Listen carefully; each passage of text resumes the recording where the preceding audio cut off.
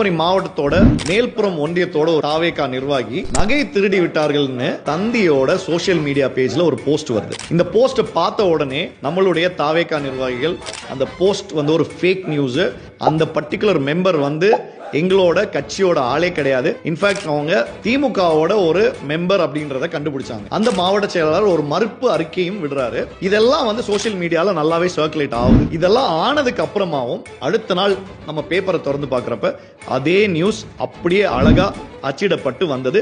இது வெறும் தினத்தந்தியில மட்டும் வரல, தின மலர்லயும் வந்துச்சு. இந்த மாதிரி தான் நம்மளோட எழுத்து ஊடகம் இன்னைக்கு செயல்பட்டு இருக்கு. இந்த எழுத்து ஊடகத்தை நம்ம ஃபோர்த் பில்லர் ஆஃப் டெமோக்ரஸி அப்படின்னு சொல்லுவோம். இவ்வளவு நாள் இந்த மாதிரி உள்ள ஃபேக் நியூஸ் நார்த் இந்தியன் மீடியால தான் நிறைய நடக்கும். இன்ஃபேக்ட் அந்த மீடியாவை கோடி மீடியான்னு சொல்லுவாங்க. கோடினா லேப் மீடியான்னு அர்த்தம். அதாவது மோடியோட லேப் மீடியா, அதாவது அவரோட மடியில் இருந்து ஒர்க் செய்யும் மீடியா அப்படின்னு சொல்லுவாங்க. ஆனா தமிழ்நாட்டில் பாத்தீங்கன்னா இந்த மாதிரி இருந்ததில்ல. தமிழக ஊடகங்கள் டெஃபினட்டா ரொம்ப நேர்மையாகவும் நியாயமா தான் இருந்திருக்காங்க.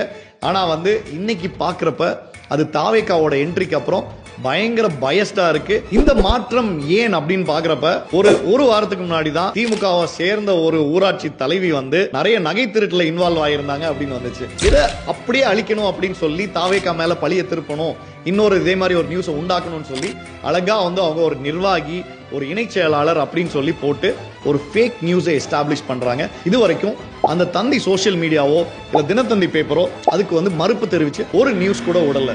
பல ஃபேக் நியூஸை இந்த மாதிரி ரெகுலேட்டட் ஊடகங்கள் ஸ்டார்ட் பண்ணிருக்கு. தளபதி அண்ணாமலையை சந்தித்தாரு, பிஜேபியோட சேர்ந்துட்டாருன்னு சொல்றதும், தடுக்கி விழுந்தாலும் பின்னாடியில இருந்து யாரோ அடிச்சாங்கன்னு கிரியேட் பண்றதும், தமிழ்தாய் வாழ்த்து பாட வந்த சிறுவர்களையும் பூத் கமிட்டியில 18 வயசுக்கு கம்மியா வந்தாங்கன்னு ஒரு பிக்சரைஸ் பண்றதும், இலவசங்களே இல்லாத ஒரு தேர்தல் அறிக்கையை தளபதி கிரியேட் பண்ணியிருக்காருன்னு இப்படி பல ஃபேக் நியூஸ்களை இந்த ரெகுலேட்டட் மீடியா பண்ணுது.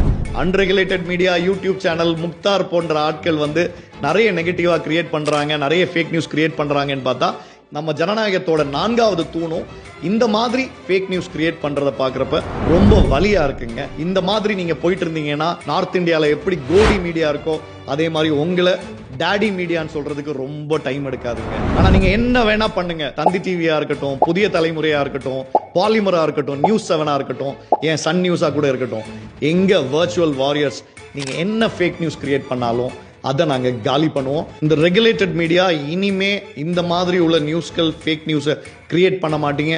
உங்களோட ஊடக தர்மத்தை ஃபாலோ பண்ணுவீங்கன்றதை நான் நம்புறேன். தாவேகாக்கு எதிராக தான் ஃபேக் நியூஸ் கிரியேட் பண்ணுவீங்க அப்படின்னு இருந்துச்சுன்னா உங்களுக்கு ஒரே ஒரு பதில் தான் 2026 சட்டமன்ற தேர்தல்.